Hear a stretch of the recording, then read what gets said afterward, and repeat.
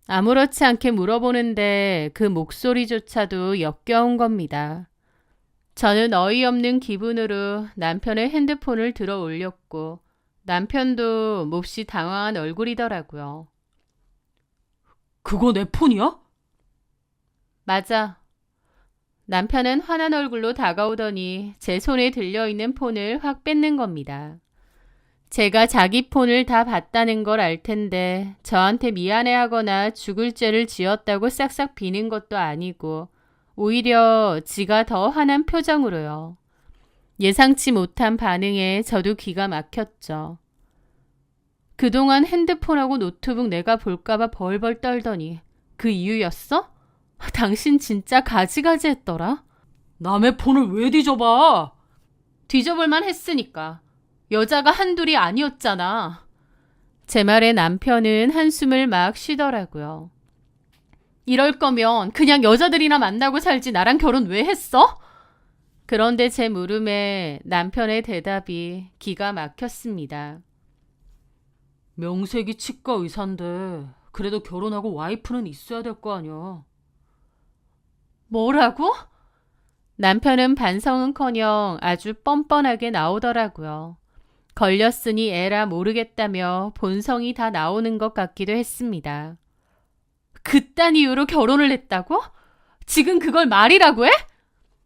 그럼 내가 뭐 당신을 대단히 사랑하고 좋아 죽겠어서 결혼한 줄 알아? 여자들 다 거기서 거기잖아. 그나마 내가 만났던 애들 중에서는 당신이 조건이든 집안이든 제일 나았어. 그래서 결혼한 거야. 뭐? 판도라의 상자를 연 건 당신이야. 내가 그렇게 보지 말랬는데 기어코 이걸 봤네? 뭐가 이렇게 뻔뻔해? 그럼 나더러 어쩌라고. 내가 보지 말라고 경고했잖아. 보지 말랬는데 당신이 꾸역꾸역 봤다가 결국 이사달이 난 거 아니야. 당신도 돈 잘 버는 치과의사 와이프. 그 자리에 만족했으니까 해외 근무 포기하고 나랑 결혼한 거 아니야? 그러면 그냥 거기에 만족하고 살았으면 됐잖아. 왜 긁어부스럼을 만드는데? 라면서 도리어 큰 소리 탕탕 치는데 와, 할 말을 잃게 만들더군요. 온갖 여자들하고 불륜질하고 다닌 주제에 저한테 미안해하거나 민망해하는 게 아니라 오히려 제가 판도라의 상자를 열었다고 제 손해라는 식으로 말을 하는 겁니다. 그런 말을 들으면서 내가 여태까지 알아온 내 남편은 과연 누구였을까 싶을 정도로 낯설더군요. 너무 어이가 없으니 말도 안 나온다. 와이프 놔두고 양다리, 삼다리, 아니 문어다리로 온갖 여자들하고 바람 펴놓고 지금 이렇게 나오시겠다. 그래서 나더러 어쩌라고. 이게 지금 당신이 인간으로서 할 소리야? 어떻게 나한테 이럴 수가 있어? 솔직히 당신 조건에 나처럼 젊고 능력 좋은 치과 의사? 이 정도면 결혼 아주 잘한 거야. 당신도 만족했을 테고.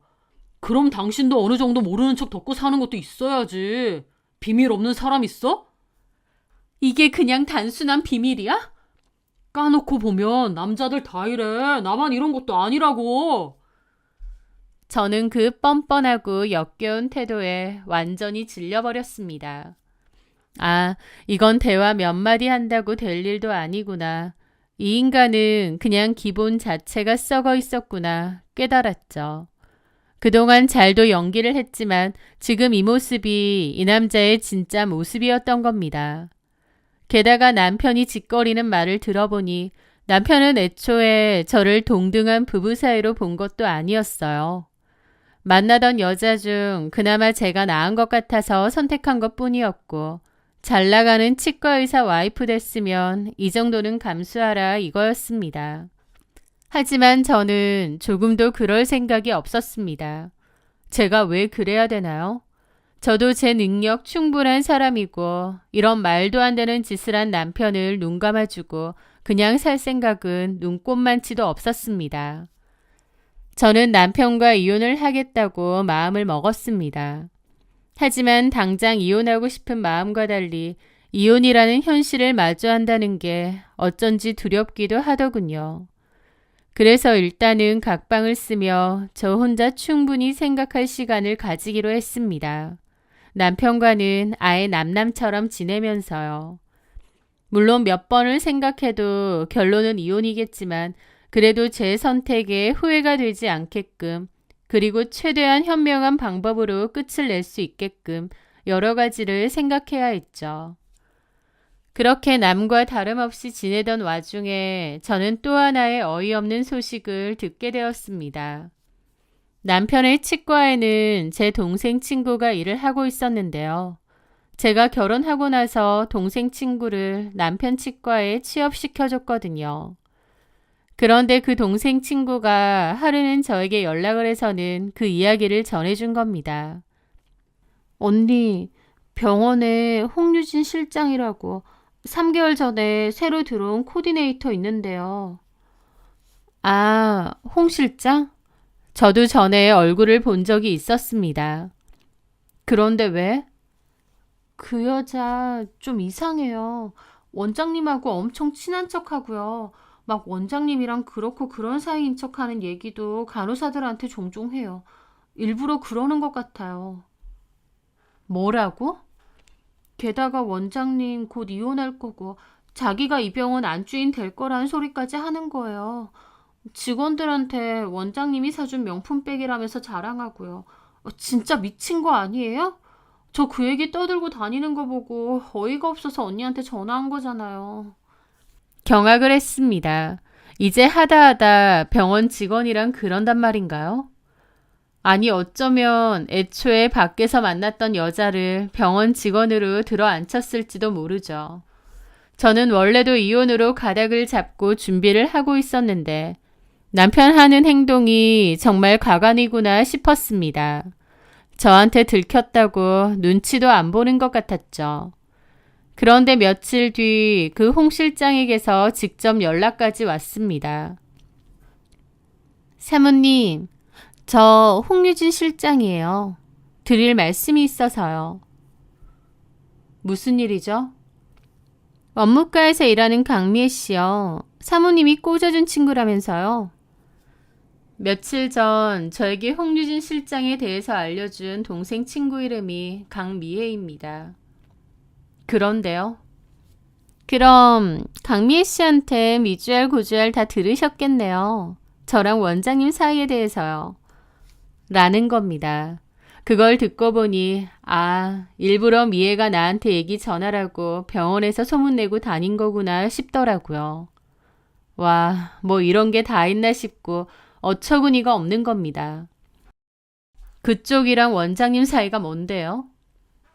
다 들으셨으면서 뭘 그러세요. 저는 원장님한테 들을 거 못 들을 거 다 듣는데. 들을 거 못 들을 거가 뭔데? 원장님이랑 사모님 각방 쓰고 잠자리도 아예 안 하고 남남처럼 산다던데요? 결혼한 지 뭐 얼마나 되셨다고 벌써 그렇게 지내세요? 안 만나본데 서로 불행한 결혼 생활 그만하시고 차라리 원장님이랑 이혼하시는 게 어때요? 라는데 내가 좋은 철 같은 쓰레기랑 결혼해서 별의 별일을 다 겪는구나 싶어서 씁쓸한 웃음이 나더라고요. 참나. 그러니까 네가 원장님 상간녀인데 지금 나한테 이혼해달라고 요구하는 거니? 상간녀가 아니고요. 원장님하고 서로 사랑하는 사이예요. 머리가 띨띨하니? 본처가 있는데 너랑 그러고 있는 거면 그게 상간이고 외도야. 멍청하니까 그러고 사나 보다. 참나. 그렇게 말하면 자존심이 좀 서세요? 라면서 깐족깐족 거리더라고요. 너야말로 이렇게 내 귀에 들리게 하다못해 나한테 직접 이혼해달라고 얘기하는 거 보니 어지간히 똥줄 타나 보다. 나랑 좋은 철 이혼이라도 하면 네가 이 자리 차지하고 싶은데 다른 여자가 채갈까봐 엄청 불안한가 봐? 뭔 소리 하세요? 무슨 다른 여자요? 원장님한테 저 말고 다른 여자가 어디 있다고요? 사모님이랑 이혼하면 당연히 저랑 재혼하신다고 했어요. 라는데 저는 그 말에 그냥 웃었습니다. 그리고 홍유진은 조은철의 실체에 대해서 아무것도 모르는구나 싶더라고요. 유부남이랑 놀아나는 애가 이렇게 순진해서야. 나 통화 내용 자동 녹음되거든? 네 입으로 내 남편이랑 바람났다고 하고 뻔뻔하게 이혼해달라고 했지. 이거 그대로 증거로 써서 너 상간소송 걸어줄게. 제가 상간소송 건다고 해도 홍유진은 아무렇지도 않아 하더라고요. 그것까지 염두에 두고 한 행동이었나 봅니다. 네, 얼마든지요. 그렇게 해서라도 이혼만 한다면 상관없어요. 아, 그래? 그렇게 좋다 하면 내가 이혼해줄게. 좋은 철이 이혼 안 하고 재혼도 안 해줄까봐 안달이 난다는데 불쌍해서라도 내가 양보해줘야지. 저는 비웃으며 전화를 끊었고 홍유진을 상대로 곧바로 상간소송을 제기했습니다. 그리고 더 기다릴 것 없이 그 전에 모아둔 증거로 남편을 상대로도 소송은 시작했죠. 이 더러운 꼴들 더 이상은 못 보겠다 싶었거든요. 그렇게 본격적인 소송이 시작되었는데 얼마 지나지 않아 진짜 웃긴 얘기를 듣게 되었습니다. 남편이 홍유진을 병원에서 잘랐다는 얘기를요. 홍유진은 남편이 저랑 이혼하면 자기가 제 자리를 차지할 수 있는 줄 알았겠지만 남편에게 홍유진은 그냥 갖고 노는 여자 중 한 명일 뿐이었죠. 그런데 홍유진이 주제넘게 저한테 이혼 종용하고 병원의 원장님이랑 무슨 사이네 어쩌네 떠들고 다니니까 좋은 철이 홍유진을 자른 겁니다. 게다가 홍유진하고도 일방적으로 헤어진 모양이었죠. 그 얘기를 전해 들었는데 너무 웃긴 겁니다. 한마디로 홍유진은 저한테 상간소송 당하고 남편에게도 팽을 당한 거였죠. 그 홍유진 변호사 쪽에서 합의를 하자고 연락이 왔습니다. 그렇게 당당하게 위자료 그까짓 거 낼 테니 이혼만 해달라고 할 땐 언제고 남편한테 팽당하고 나선 위자료가 너무 크고 부담스러웠던 것 같더라고요. 저는 웃으면서 홍유진과 직접 통화를 하겠다고 했습니다.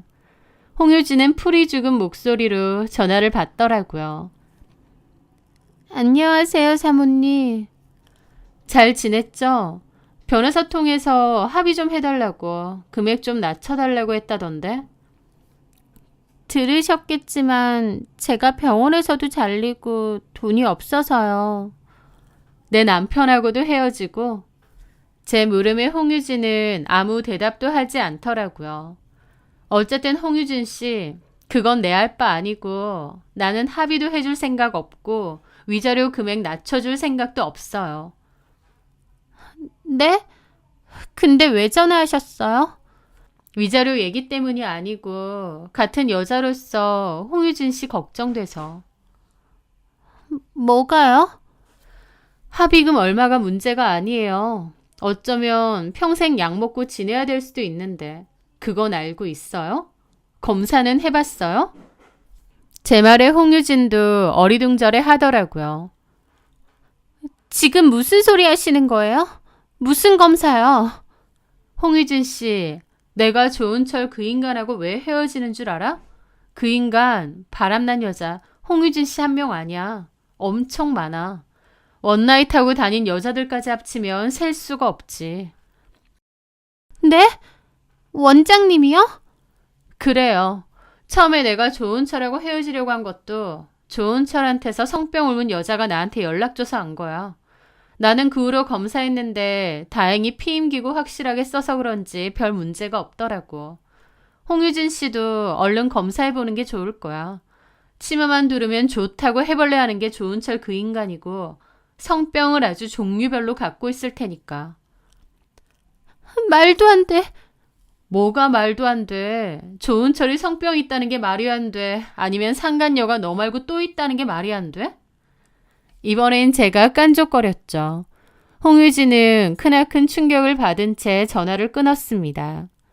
그리고 며칠 뒤 홍유진도 병원 검사를 받은 모양인데 모든 사실을 확인하고 절규했다고 하더라고요.